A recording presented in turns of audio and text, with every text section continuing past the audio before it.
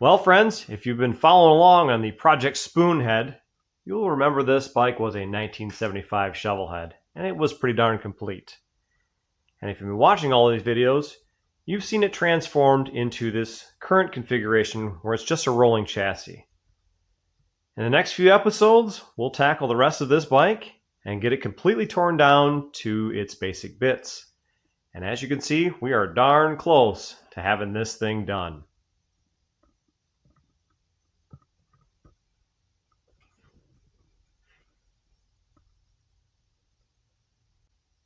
Welcome back! Another installment of working on the old Spoonhead, the scrap shovel, the junkyard dog, whatever you want to call this thing. We're in the throes of getting this thing done, and as you've followed along, you've seen this bike slowly come apart in pieces, individual pieces to show you kind of how to take these things apart. Well, today we're going to work on these rear fender struts.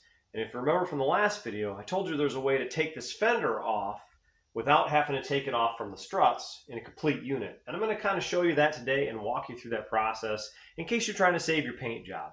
And unfortunately, when you pull a fender out of these struts, you risk chipping, scratching, gouging, ruining a good paint job. So there's another way to take this apart, and we'll run you through that real quick today. All right, now if we envision the rear fender being in place right now, if we act like it's still there, it's all bolted on, one of the ways to take this bike apart, or take the fender off while having the fender still hooked to the fender struts, is to brace the frame with a jack. So you jack the bike up, and what you'll actually do is you'll remove the shocks. And we'll go ahead and take those off to kind of show you what I'm talking about. Your top shock nut is typically a 9/16 bolt.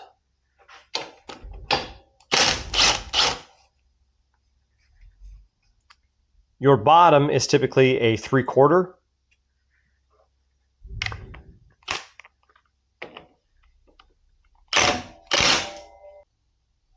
Because we have the bike on the jack here, it's braced, and I can actually start to remove these shocks. Now, I know this top shock is going to fight me because it's got old rubber in it. Obviously, you can see the rubber is being squished out. It's got a lot of rust here. So this thing's going to give me trouble pulling apart. So what I'm going to do is I'm actually going to try to lift the shock a little bit, which it's stuck on the bottom as well. Unfortunately, our shock is pretty stuck, so we're going to use a little leverage here and work this thing off, just like so. And now that's one shock removed. We'll repeat the process on the other side. Same process on the left-hand side of the bike. 3/4 inch bolt on the bottom.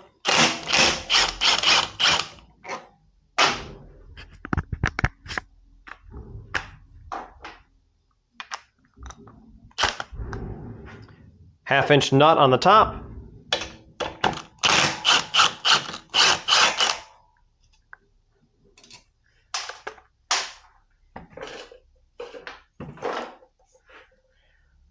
Of course, this shock is stuck in place too from all the rust and from years of sitting, so we're going to pry this one off as well.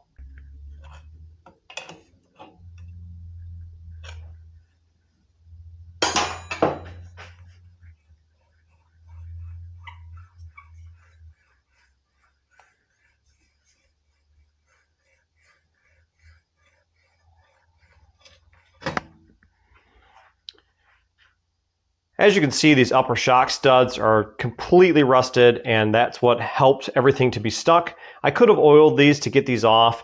The shocks typically do have a metal sleeve inside them. Sometimes they don't. Sometimes this is gone because someone installed them improperly. But typically you have the outer, they have the inner bushing, and you have a metal sleeve on the inside. But sometimes these things are gone.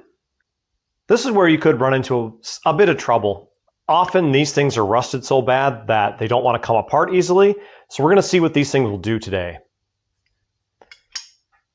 There's an inner nut here, and obviously there's an outer here. This is a 3/4 inch on the stud side. On the nut side, it's a 15/16. What I'm going to attempt to do is break the nut free, and hopefully the stud doesn't spin. So we're going to try and see what that will do. And of course, it's going to spin.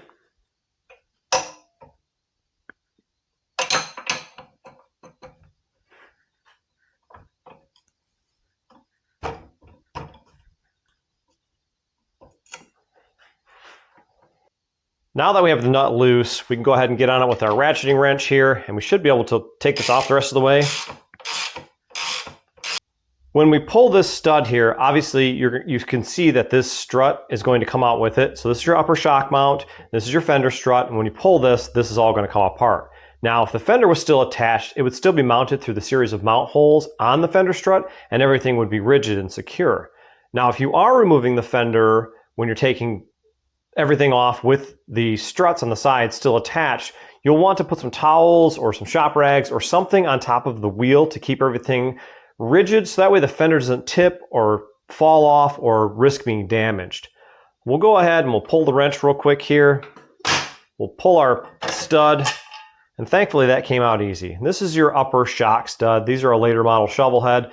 These are typically a little bit longer than your earlier stuff. Obviously this one's a little bit rusty, but it should be able to be cleaned up. It's still in good enough shape to run. This is your fender strut, and of course this was how this mounted through there and held everything in place. So through this stud mount here and through this bolt hole here, those two kept the strut from moving. Now that we're on the right hand side of the bike, we're going to repeat the process again.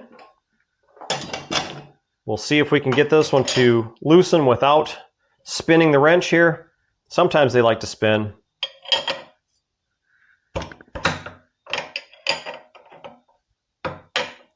That one's actually going to work with us.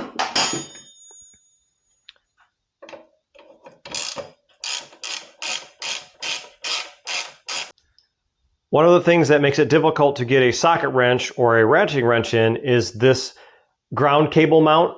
It's located on the back side of this section of the frame here, and you'll run into that with a ratcheting wrench. So it makes it easy if you actually push the stud out, if it'll move, towards you to leave you enough room to keep your wrench inside there. So let's recap here and talk about removing a fender from a motorcycle while we're moving the fender struts and everything together. That way it keeps everything together and kind of keeps your paint safe. First, you'll brace your motorcycle. You'll put a jack underneath it to keep everything rigid.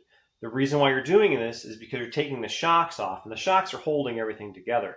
A lot of times you can get ahead of yourself, you pull one of these shocks, and then everything gets kind of cattywampus, and you don't want that. Obviously you can't pull both shocks because then the bike will hit the ground and everything will be, you'll be in trouble then. You'll hit the frame of the bottom of the fender and you'll be stuck.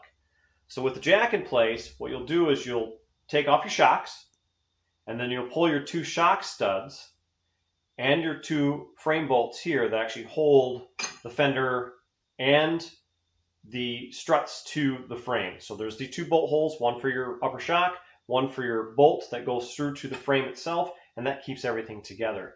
A lot of times on your FL style fenders, this will go through into the fender. On your FX, FXE, FXS fenders, they won't go all the way through. There'll be a spacer on the inside because those fenders are a little bit narrower.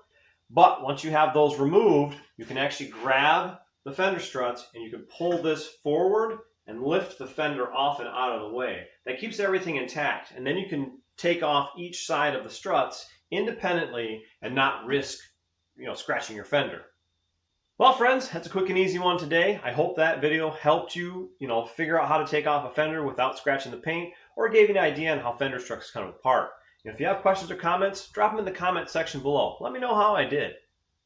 If you haven't subscribed to the channel yet, hit that subscribe button. I've been gaining subscriptions with each and every one of these videos, and I thank you guys for following along. And I want to welcome all my new viewers as well, because quite a few of you are watching these videos and you're not actually subscribed. So hit that button. Do me a favor. Let's grow this channel. Anyway, friends, that's it for this one. We'll catch you next time.